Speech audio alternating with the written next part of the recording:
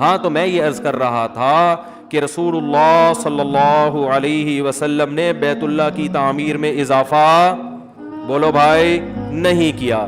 کیوں نہیں کیا اضافہ؟ اس لیے نہیں کیا کہ یہ حق بات تو ہے لیکن اس حق کے سائیڈ ایفیکٹ زیادہ ہیں اور فائدے کم ہیں. سائیڈ ایفیکٹ کیا ہیں کہ جو قریشی لوگ ہیں وہ بولیں گے کہ یہ نبی جو ہے انہوں نے تو ابراہیم علیہ السلام کا قبلہ ہی کیا کر دیا، تبدیل، تو ان کے مرتد ہونے کا خطرہ ہے، وہ اسلام سے پیچھے نہ ہٹ جائیں. اور اس میں کوئی نقصان بھی نہیں ہے، اس لیے کہ بیت اللہ چار دیواری کا نام نہیں ہے، بیت اللہ اس جہت کا نام ہے، اور طواف حتیم کے باہر سے ہی ہوتا ہے. تو طواف میں پورا بیت اللہ کور ہو رہا ہے، تو صرف دیوار کھڑی کرنے کا مسئلہ اتنا بڑا ایشو نہیں ہے. یعنی مسلمانوں کو آپس کے اختلاف اور انتشار سے بچانا، کنفیوژن سے بچانا، یہ زیادہ اہم ہے نبی کی نظر میں بنسبت اس کے کہ بیت اللہ کو وہاں تک تعمیر کیا جائے جہاں تک ابراہیم علیہ السلام نے تعمیر کیا تھا.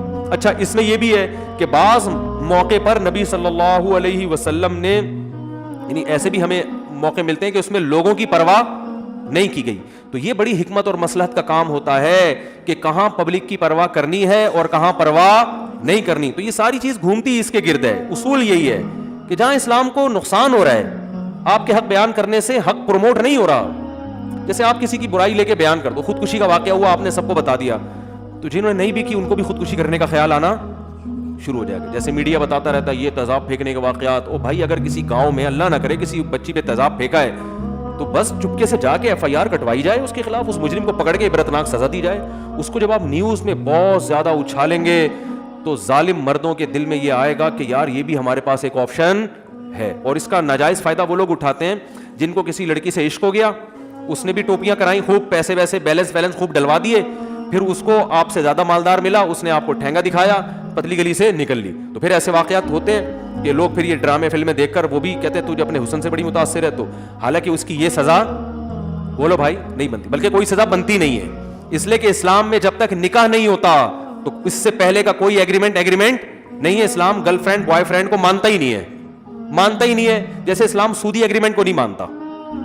جیسے آپ نے ستار بھائی سے قرضہ لیا 1 کروڑ روپے، پیپر پہ آپ نے اسٹیمپ پیپر پہ لکھ کے دیا، 10 لوگوں کو گواہ بنایا کہ میں جب ٹائم 1 کروڑ روپے کو جب میں واپس کروں گا تو میں 2 لاکھ روپے سود کے بھی دوں گا.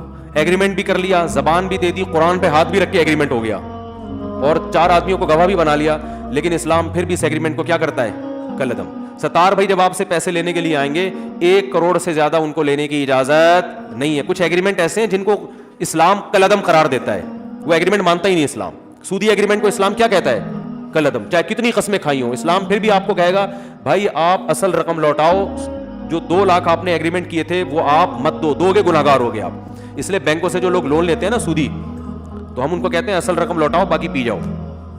صحیح ہے نا؟ کیونکہ وہ سود آپ پر دینا لازم نہیں ہے، تو پی سکتے ہو آپ. اسلام کی ٹھیک ہے، یہ قانونی اسلام، پاکستان کا قانون اس کی اجازت نہیں دیتا، لیکن اسلام اس کی اجازت دیتا ہے کہ آپ نے بینک سے اگر قرضہ لیا اور سودی ایگریمنٹ کیا، بہت برا کیا، تو آپ جب اصل رقم آپ نے اگر لوٹا دی ہے تو پھر اضافی آپ پر لوٹانا لازم نہیں ہے. کیونکہ سورہ بقرہ کی صاف آیتیں فلکم رؤوس اموالکم، جتنا اصل مال تھا بس وہ لوٹاؤ گے، اس سے زیادہ نہیں ملے گا. تو نہ بینک کھولے کسی کو بھی، تو اصل رقم لوٹاؤ، پتلی گلی سے آپ نکل سکتے ہیں اسلام اکارڈنگ ٹو شریعہ.